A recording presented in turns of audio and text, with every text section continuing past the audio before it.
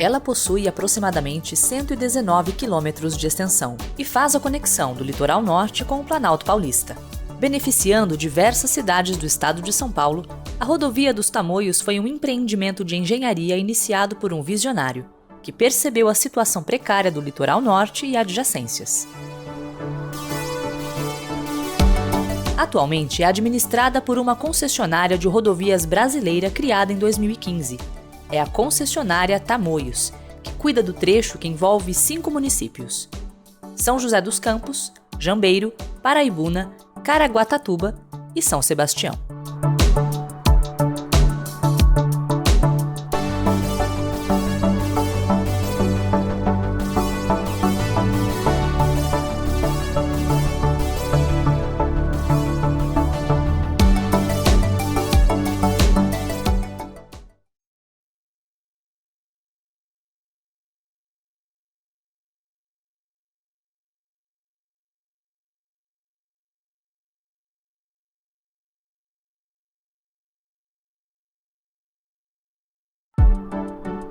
Bem-vindo a um mergulho na incrível história do litoral norte de São Paulo.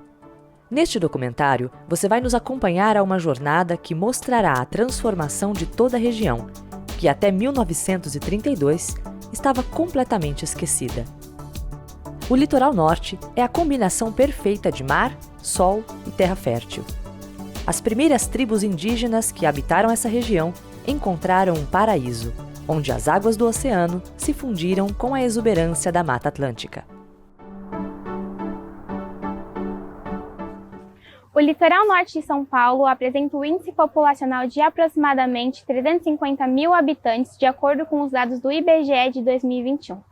A acessibilidade por terra foi garantida com a construção da Rodovia dos Tamoios, a SP-99, em 1932, pela iniciativa do capitão da Força Pública de São Paulo, Edgar Armon.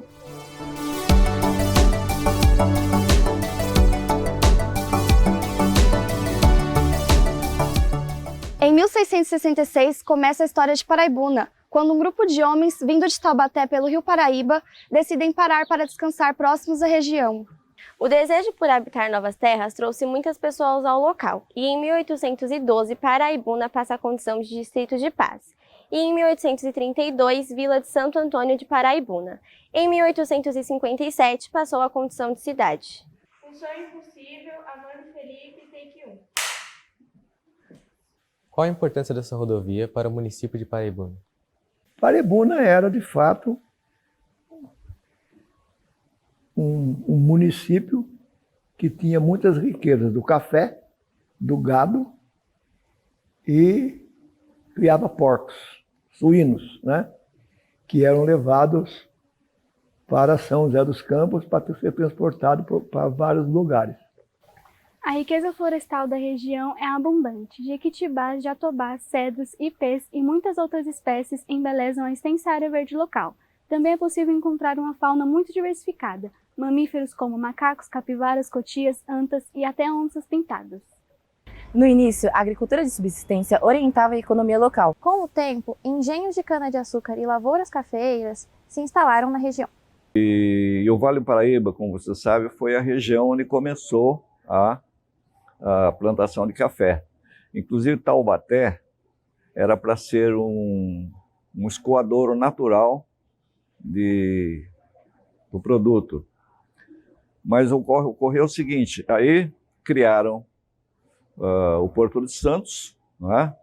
Já existia melhorado o Porto de Santos, o café saiu do conceito aqui do Vale do Paraíba, então o Vale do Paraíba caiu, né? Paraibuna foi, segundo falam lá atrás na história, foi o município mais importante de produção de café lá atrás, no começo da produção. Depois foi para o centro de São Paulo, para o Paraná, mas Paraibuna era o maior produtor de café do Brasil. Paraibuna apresenta características arquitetônicas do período cafeeiro, cercada por morros, rios e cachoeiras.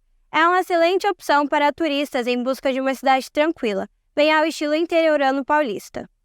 Paraibuna, apesar de a pessoa dizer chão caipira, etc., mas Paraibuna era uma cidade muito avançada para a época. Em 1913, Paraibuna tinha geração de energia elétrica. Tinha energia elétrica gerada na água, hidrelétrica. 1913. Né? Paraibuna tinha, em 1920, não sei se 23 ou qualquer coisa, uma casa bancária, chamada Caixa Rural de Paraibuna.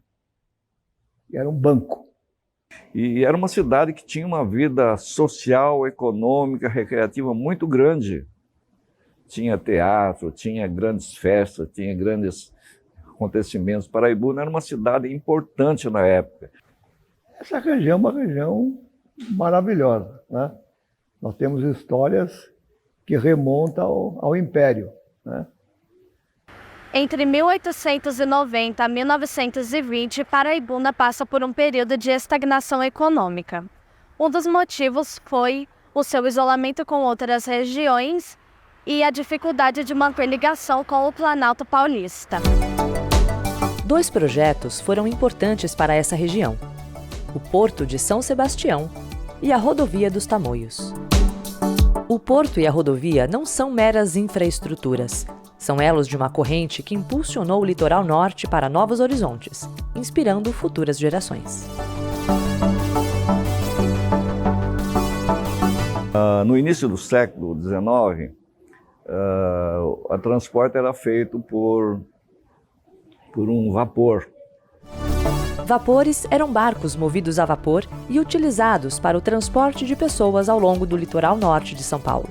Era uma forma comum de transporte marítimo, especialmente em áreas costeiras onde estradas e outros transportes eram limitados. Então ele tinha mais ou menos uma data prevista para chegar aqui, e quando chegava, então ele colocava assim uma espécie de uma sirene bem forte, né? Você ouvia de longe aquele aviso do navio, e o pessoal, aquele Caraguatatuba, que tinha um responsável pelo Lloyd brasileiro, ele vendia as passagens. Em dezembro de 1931, o comandante Edgar Armon, em férias juntamente com a família em São Sebastião, a bordo do vaporzinho Irati, entrou em contato com a triste realidade da região. E eles então se aglomeravam ali no canto da praia, e tinha as canoas de voga, né, aquelas grandes canoas, e eles levavam o pessoal e as mercadorias até o navio e traziam o pessoal de volta. As canoas de voga fazem parte da tradição indígena local. Uma arte que se originou nas mãos habilidosas dos povos ancestrais e que carregavam consigo a rica herança de uma cultura profundamente conectada à natureza. Essas canoas são um lembrete de que a sabedoria dos artesãos e a conexão com a natureza continuam a ser fontes de inspiração para o presente e o futuro.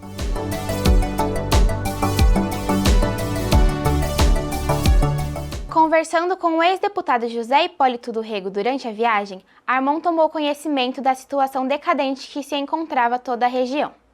Ao regressar para São Paulo, o comandante Edgar Armon procurou o general Miguel Costa, comandante-geral da Força Pública de São Paulo.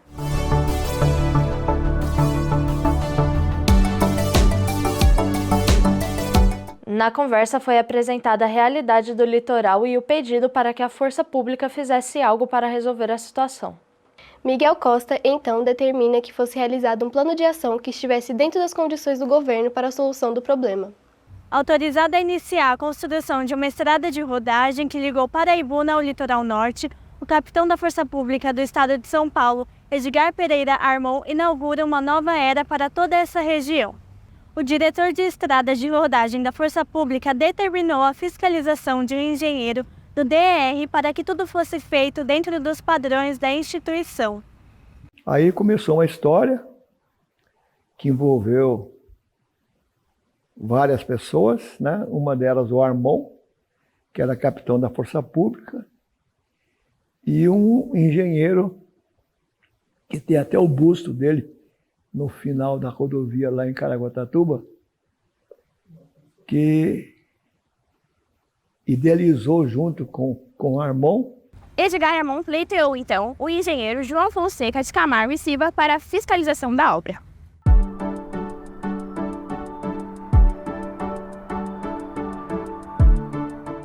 A situação da população nessa região era precária.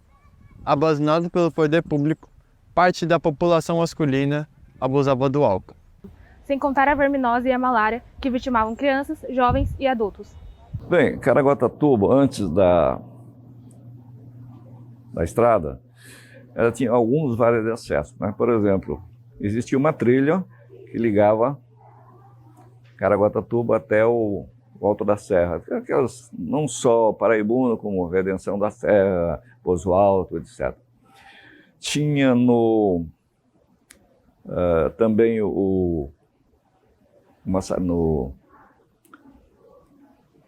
a Mococa, entre a Mococa e a Natividade, existia uma trilha também, mas estava completamente abandonada porque ali serviu para o transporte do café. O transporte marítimo, que também tinha muitas restrições, atenuava em parte as dificuldades do trânsito por terra. As ligações com o Alto Paulista eram realizadas da seguinte forma: de Paraty para Cunha, de Ubatuba para São Luís de Paraitinga, de Mococa para Natividade e de Caraguatatuba para Paraibuna, e do bairro do Una para Salesópolis. Essas conexões eram feitas por caminhos íngremes, estreitos e muito acidentados. Alguns já existiam há mais de 100 anos, sendo que o único trânsito era apenas para pedestres ou cavalos. Com recursos escassos, o comandante Edgar Armon iniciou a construção de uma estrada de rodagem que ligou Paraibuna aos municípios do Litoral Norte em 1932. A verba disponível praticamente não existia, mas isso não impediu Edgar Armon de seguir adiante. Pediu então que soldados da Força Pública fossem utilizados para a mão de obra da construção. Do plano por ele, elaborado e submetido ao comando da Força Pública, constava a criação de uma companhia de sapadores com aproximadamente 102 homens, mas ele recebeu apenas 15 soldados. E a alimentação da tropa seria fornecida pelas populações da região interessadas na rodovia.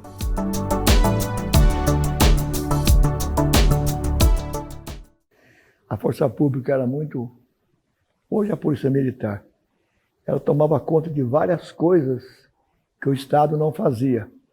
E ela tinha uma seção de engenharia. E essa seção de engenharia é que planejou e executou a obra da Tamoios. Em 12 de abril de 1932, Armon então inicia a obra, que se destaca em meio ao cenário caótico que era a conexão com o litoral norte. Era um tempo de desafios épicos e visões audaciosas. Nas terras selvagens que se estendiam à frente, o comandante Edgar Armon enxergava além das adversidades. Ao longo dos dias e noites incansáveis, a rodovia tomava forma. No coração de um terreno selvagem e inexplorado, uma audaciosa visão começou a se concretizar. A construção de uma estrada que ligaria cidades e comunidades, encurtando distâncias e unindo pessoas. Mas os primeiros trechos desse empreendimento ambicioso foram marcados por desafios inimagináveis. Longe das tecnologias modernas, mãos habilidosas empunharam pás, enxadas e machetes.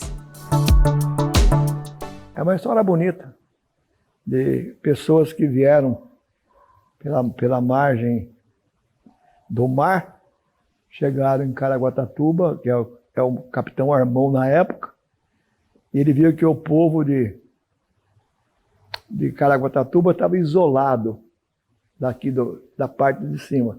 Eles se comunicavam com São Sebastião, que era o porto principal, né? Viviam em alojamentos precários no topo da serra, mas eram liderados pela mente visionária e inovadora do capitão Armon. Homens dedicados, sujeitos aos caprichos da natureza, moldavam o caminho com suor e determinação.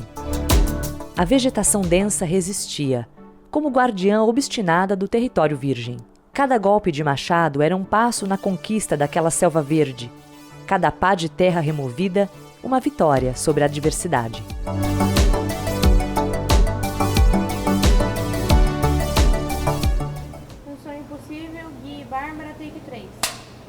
qual a sua visão sobre a construção da estrada ligando o litoral norte a Paraibuna, em 1932?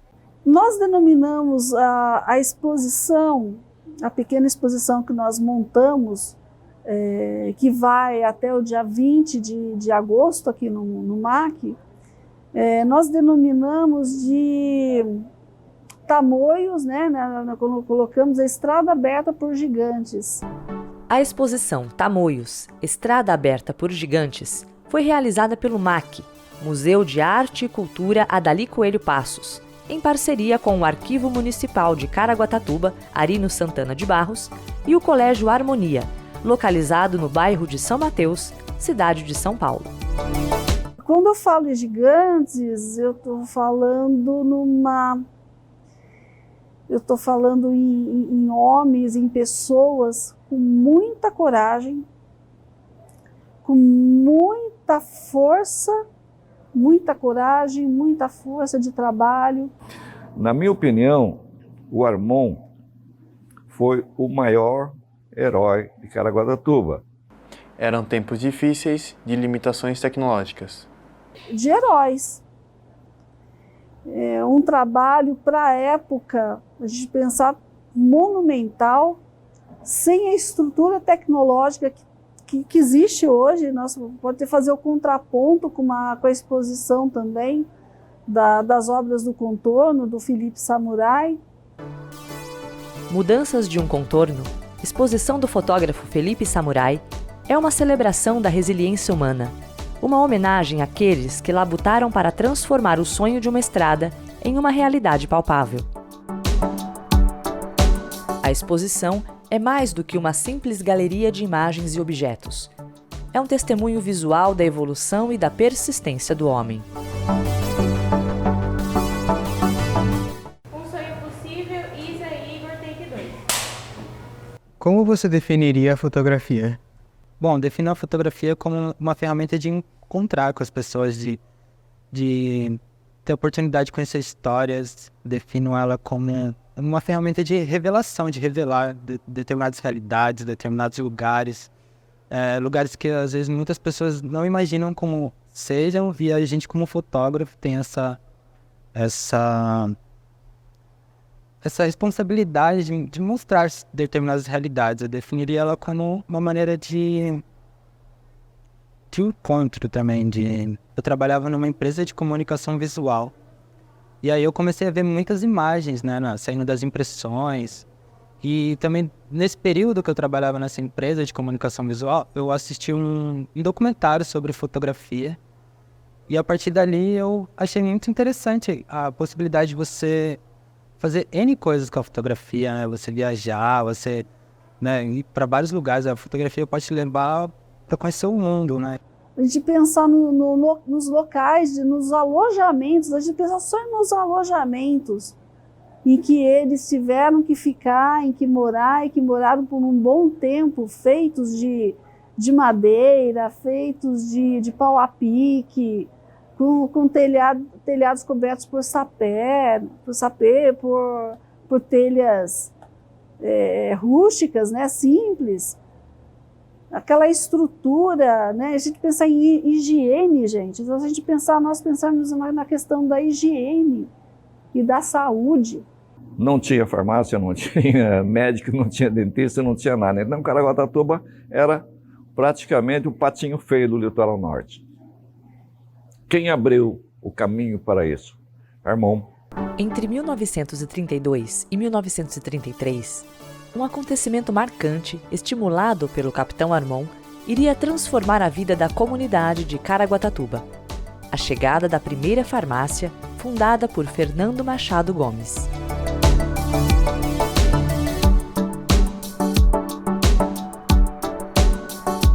Símbolo de esperança e progresso, o estabelecimento traria alívio e cura para uma população que enfrentava condições de vida precárias.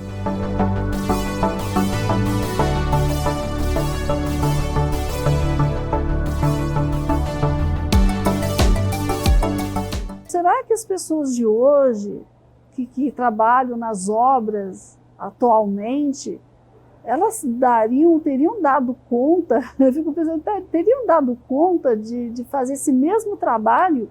Quando eu descobri essa história do Edgar Armand, que era o idealizador dessa obra, né, e teve registro dessa época, eu descobri que ele era de Guaratinguetá, do Vale do Paraíba, e passando férias no litoral, sentiu a necessidade de construir essa rodovia.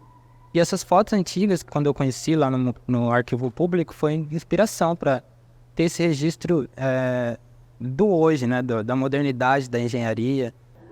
Uma estrada aberta na mão, com pouquíssimos materiais, no Cabo da Enxada. Analisando, inclusive, algumas fotos, a gente consegue perceber alguns trilhos, como os que foram usados na Fazenda dos Ingleses. Alguns trilhos que provavelmente por onde corriam alguns pequenos vagões para retirada de entulho. E isso tudo construído na mão, sem os IPI, né? Sem IPI, os famosos equipamentos de segurança que existem hoje, sem IPI. Longe de seus lares, esses homens eram a espinha dorsal do projeto, dedicando suas vidas a moldar o futuro da região. Viviam em alojamentos precários, no topo da serra, enfrentando condições adversas e isolamento. Tudo em nome de um ideal compartilhado. Esses trabalhadores foram os heróis anônimos que a história registrou apenas em poucas linhas e na concretização da estrada. Comparando com as fotos antigas, quando eu conheci esse material da coleção temática de fotos antigas, que mostrava como era a engenharia da época, como foi construída a Serra do Mar, né, os carros de boi e toda aquela mão de obra bem braçal. E aí, hoje, o registro de uma modernidade, né, de uma obra que também começou do zero, como foi a história do passado, né, dessa construção da serra para que pudesse ter mais acesso às pessoas do Vale do Paraíba por litoral. E esse trecho também começando do zero, ali passando por diversos bairros da cidade.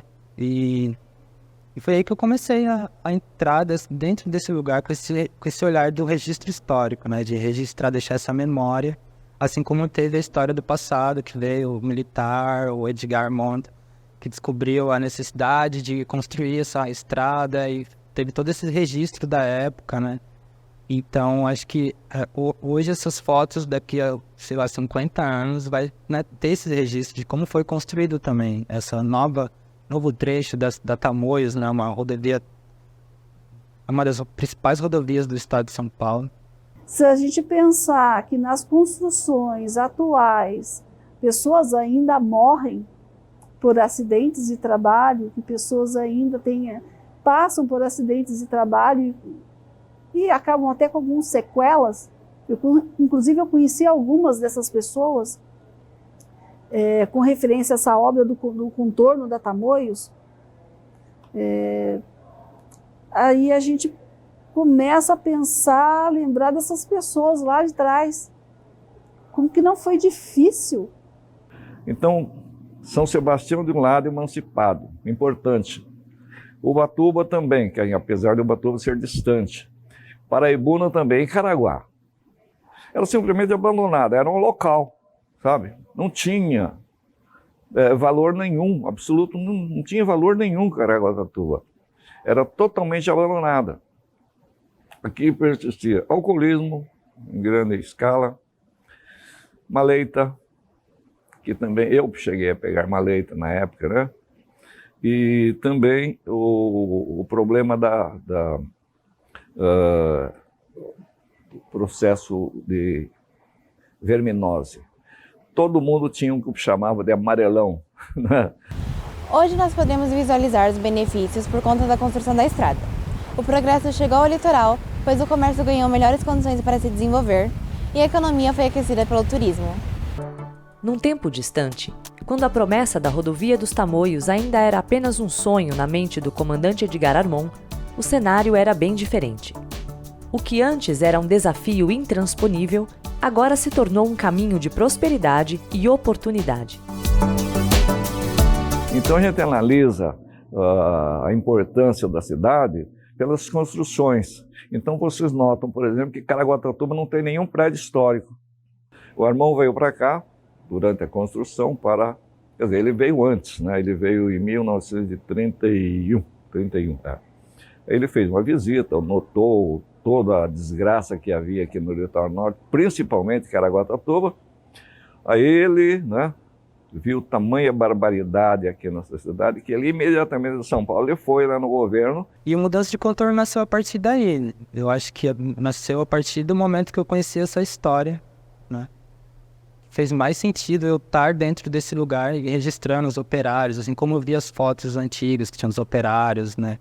No seu momento até de descanso, a rotina, né, da obra, o cotidiano, de saber mostrar para a população também como é feita uma estrada, né? Eu acho que tem muitas pessoas que nem imaginam como funciona, como é a engenharia, como, né, pude vivenciar momentos com os colaboradores, de dividir o almoço, dividir o transporte. Eu vivenciei mesmo aquele espaço para poder ter as fotografias com uma certa intimidade ali, né, mostrando, né, e revelando quem são as pessoas que fazem parte dessa história, que eram os trabalhadores. Foi isso que também me fez entrar dentro da obra do contorno e construir esse trabalho. Se a gente for pensar em quantos trabalhadores com maquinários pesados, com veículos grandes, pesados, trabalham numa construção hoje, na estrada da Tamoios hoje, e nós pensarmos que lá atrás eles começaram com 15 indivíduos da força pública, depois mais uns 15 civis, umas 30 e poucas pessoas trabalhando, sol a sol, chuva a chuva, e chove muito em Caraguatatuba, chove muito na Serra. E se a gente for pensar ainda mais longe, o tipo do solo, que é muito diferenciado o tipo do solo em Caraguatatuba.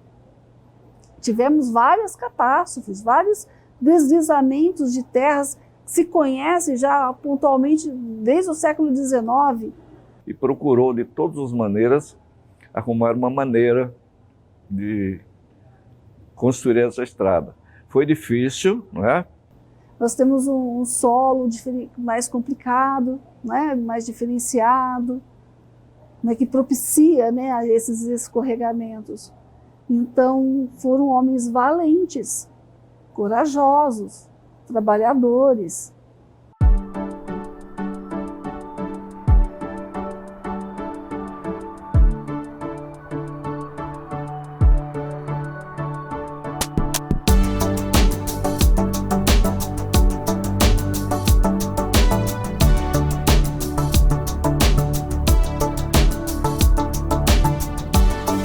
Hoje, olhamos para a rodovia dos Tamoios e testemunhamos a transformação monumental.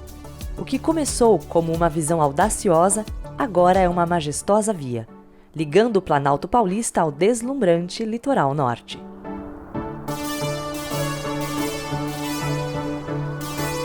Carros deslizam suavemente sobre o asfalto, em uma coreografia harmoniosa entre o passado e o presente. O que era outrora um caminho árduo, tornou-se uma estrada ampla, símbolo do engenho humano e da superação de obstáculos.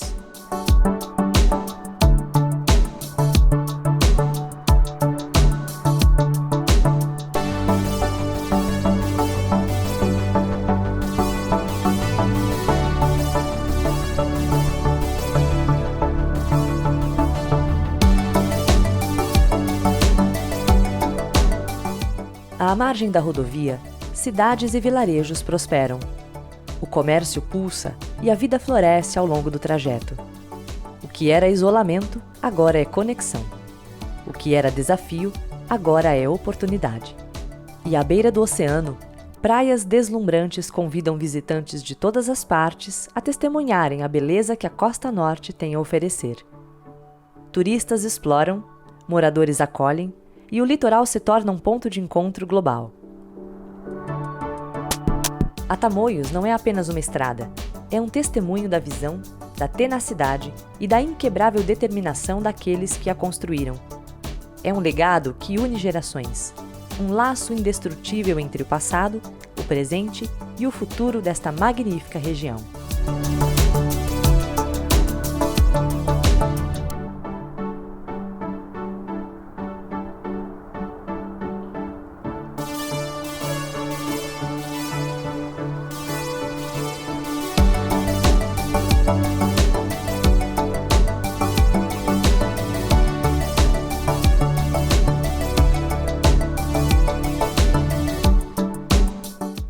Nas terras selvagens que se estendiam à frente, trabalhadores incansáveis deixaram sua marca de coragem e determinação. Em tempos de desafios épicos e visões audaciosas que deixaram marcas profundas por toda a região. Cada alvorecer trazia consigo a promessa de progresso. Cada entardecer testemunhava o avanço incansável dos construtores. Esta estrada não é apenas concreto e asfalto. É um testemunho da habilidade humana de superar obstáculos, de unir distâncias e conectar vidas.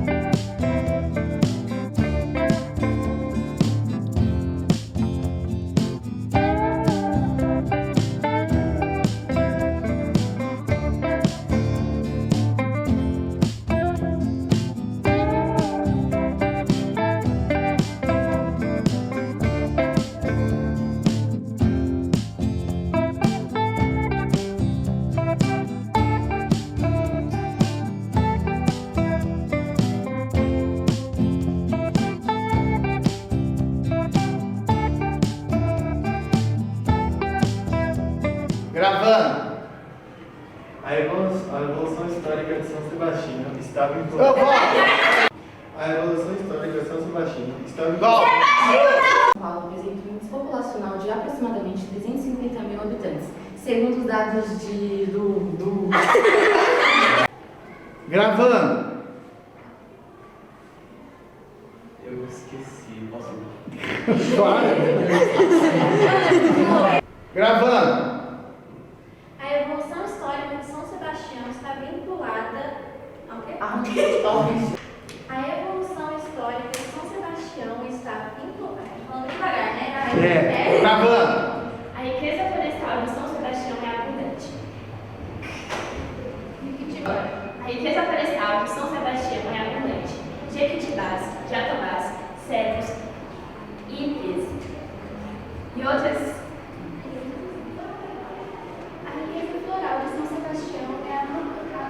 Floral não. Floral. Você não conseguiu falar a palavra abundante. Ah, você falou. A riqueza florestal de São Sebastião é abundante. A partir de 1530, a coroa portuguesa implanta no Brasil as capitanias hereditárias. Nojento. Mas ou uma fica assim, uma fica assim, não é umas coisas assim. Senão você vai aqui. O desejo por habitar novas terras trouxe muitas pessoas para a região. Então, em 1812, passou a ser... Isso é impossível. Tudo bem, não. Sonho Impossível, Amanda e Felipe, take 1.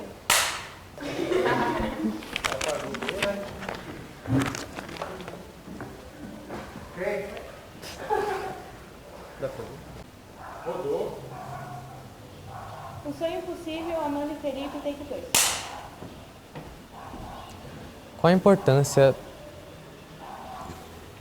É difícil, né? Um passarinho amigável? Mata fechada, cobra. Tia, pelo amor de Deus, tira a gente daqui. Se os passarinhos não estão aqui, é porque tem algo. Cadê eles cantando? Meu Deus, meu Senhor, me ajuda, por favor. É na escola, no trabalho, na faculdade.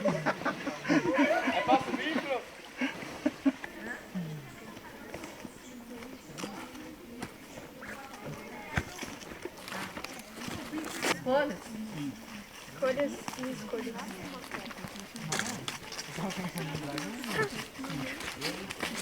1, 2, 3 e já!